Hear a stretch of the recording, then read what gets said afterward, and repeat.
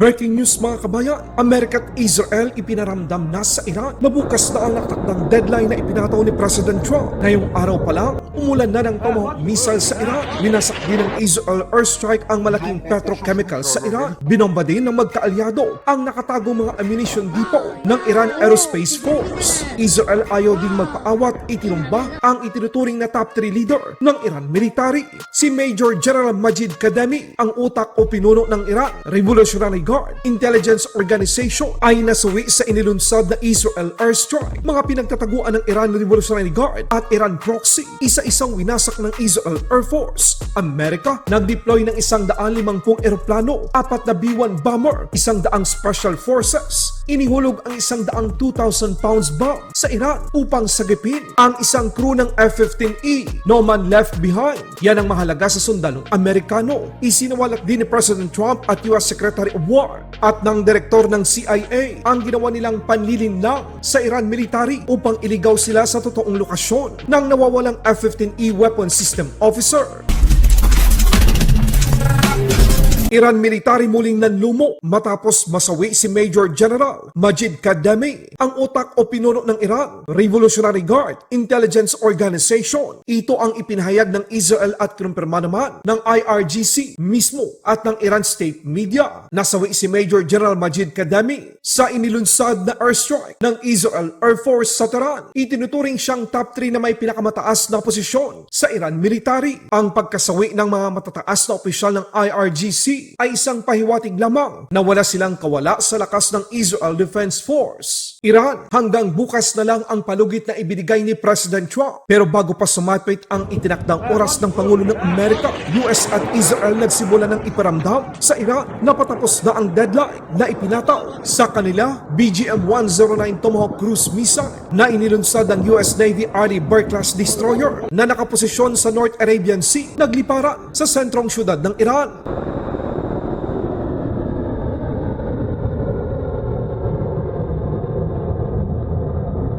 Inatake din ng magkaalyado ang mga ammunition depot na itinago ng Iranian Air Force kung saan nagdulot ito ng matindi at malakas na pagsabog.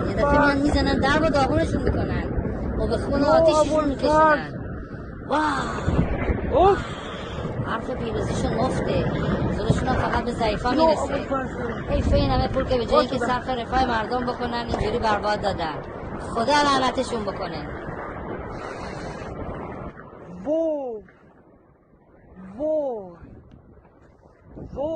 Upang ipakita na hindi bluff ang nasabing deadline bukas, tinarget din ng US at Israel ang Tehran Mehrabad Airport.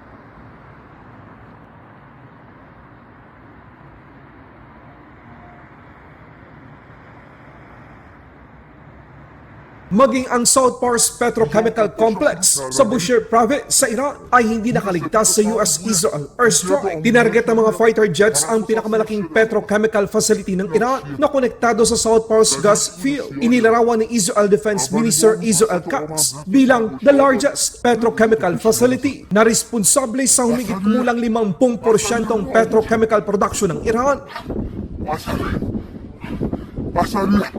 نزدیک 7-8 منطقه درکود داره میسوزنش دارن تخلیه צה"ל תקף כעת בעוצמה את המתקן הפטרוכימי הגדול ביותר באיראן שנמצא בעיסאוויה, יעד מרכזי שאחראי לכ-50% מהייצור הפטרוכימי במדינה, וזאת לאחר שבשבוע שעבר הותקף המתקן המרכזי השני. כעת שני המתקנים שאחראים יחד לכ-85% מהייצור הפטרוכימי של איראן הוצאו מכלל שימוש ואינם מתפקדים.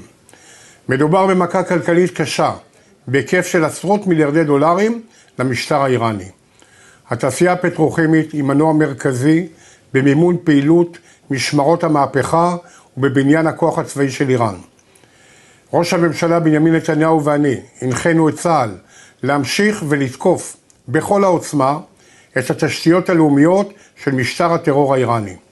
משטר הטרור האיראני יגלה כי המשך התוקפנות נגד ישראל והירי הפחדני והנפשע לעבר אזרחי ישראל יביאו להעמקת הנזק הכלכלי והאסטרטגי שהוא משלם ולהקרסת יכולותיו. אני מודה למפקדי וחיילי צה"ל היקרים על פעילותם וגבורתם בכל הגזרות. Ipinakita naman ng Israel ang kanilang walang kupas na lakas sa pamamagitan ng pagwasak ng mga base militar at imbakan ng mga armas ng kalaban sa Iran at sa Lebanon.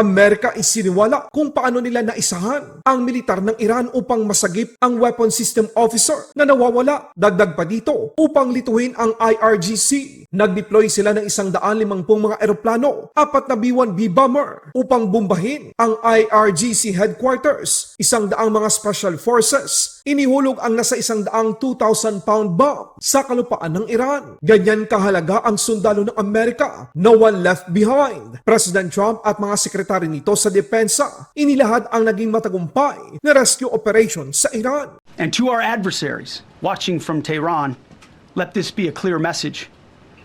The United States military will go anywhere, at any time, to protect our own and complete the mission.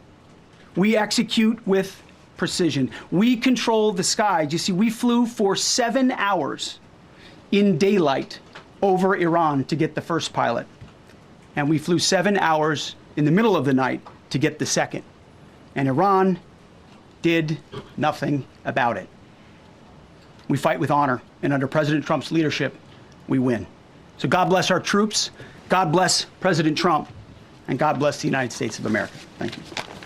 At the President's direction, we deployed both human assets and exquisite technologies that no other intelligence service in the world possesses to a daunting challenge comparable to hunting for a single grain of sand in the middle of a desert. This was also a race against the clock, as it was critical that we locate the downed aviator as quickly as possible, while at the same time keeping our enemies misdirected. For that reason, in addition to the human and technical assets deployed by the President to find our airman, CIA executed a deception campaign to confuse the Iranians who were desperately hunting for our airmen. Search by the enemy, a U.S. Central Command plan was approved by the Secretary and the President. Shortly thereafter, a U.S. Air Force Combat Search and Rescue Task Force comprised of A-10 Warthogs in their Sandy role, and I'll describe what that is in a minute, HC-130 Combat King IIs, HH-60 Jolly Green II helicopters, and Air Force Special Warfare Airmen, a package comprised of combat rescue officers and pararescueman operators, audaciously penetrated enemy territory in broad daylight to find, fix, and recover Dude 44 Alpha from behind enemy lines.